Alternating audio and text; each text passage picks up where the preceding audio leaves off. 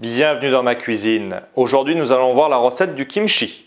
Avant de commencer, pensez à vous abonner et à activer la cloche de notification. Pour voir les ingrédients, reportez-vous à la description.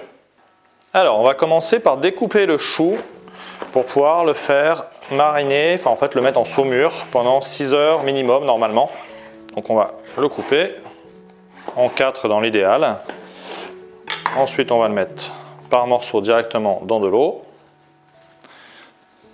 Donc on l'immerge bien. Et hop, voilà. Et on va mettre du sel. Hop, on va juste le remuer pour que le sel soit bien dans l'eau.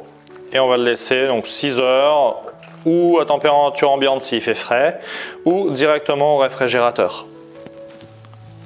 Alors, maintenant on va préparer l'assaisonnement pour le kimchi. Donc on va mettre du gingembre, de l'ail, du piment, donc du gochugaru, un petit peu de sucre et de la sauce soja qu'on a oublié de mettre en description.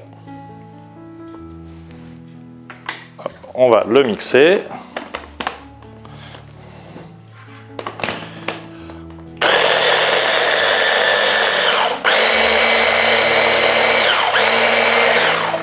Voilà. Et là, on obtient tout simplement une pâte, donc on va utiliser directement pour l'assaisonnement après. Alors, maintenant, on va rincer le chou qu'on a laissé donc tremper 6 heures pour le dessaler un maximum avant de l'assaisonner. Donc, on fait couler de l'eau, on va le rincer. Donc, on va vraiment le rincer plusieurs fois, 3-4 fois, c'est l'idéal. Et ensuite, on va le serrer pour pouvoir les goûter au mieux.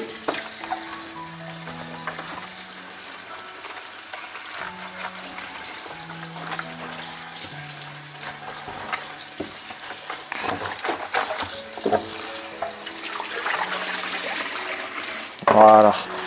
Hop, ensuite, on va prendre les morceaux.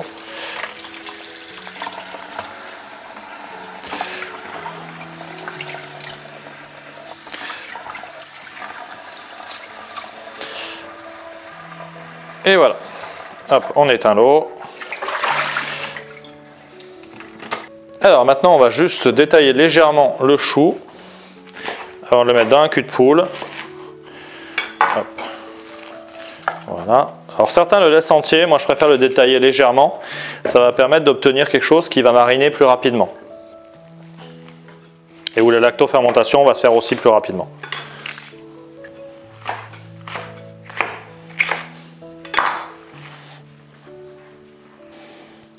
Hop. Et voilà. Alors maintenant on va passer à l'assaisonnement. Donc on va mettre du chou directement dedans. Du daikon. Donc là, je l'ai coupé sous 2 formes différentes pour le côté un peu esthétique. De la cébette ou ciboulette de taille, selon ce que vous avez. Et de la carotte. On va mettre donc un peu de notre mélange d'épices de tout à l'heure. On va remuer avec les mains. Hop. L'idée est vraiment de recouvrir chaque morceau. Hop, on va rajouter du chou. Les carottes, le daikon, et ainsi de suite jusqu'à ne plus en avoir pour obtenir notre mélange. Et ensuite, on le mettra en bocal et il faudra compter à peu près, normalement, une quinzaine de jours. Après, ça peut être plus ou moins long et ça se conserve par contre plusieurs semaines. Après, prévoyez de faire toujours assez de mélange d'épices. S'il n'y a pas assez, on va se retrouver où il faudra en refaire, où il y aura pas, ça ne sera pas assez assaisonné. Et ne pas avoir peur, c'est pas forcément fort non plus, comme piment. Voilà, notre assaisonnement est bon. On va prendre un bocal après et il n'y aura plus qu'à le mettre dedans.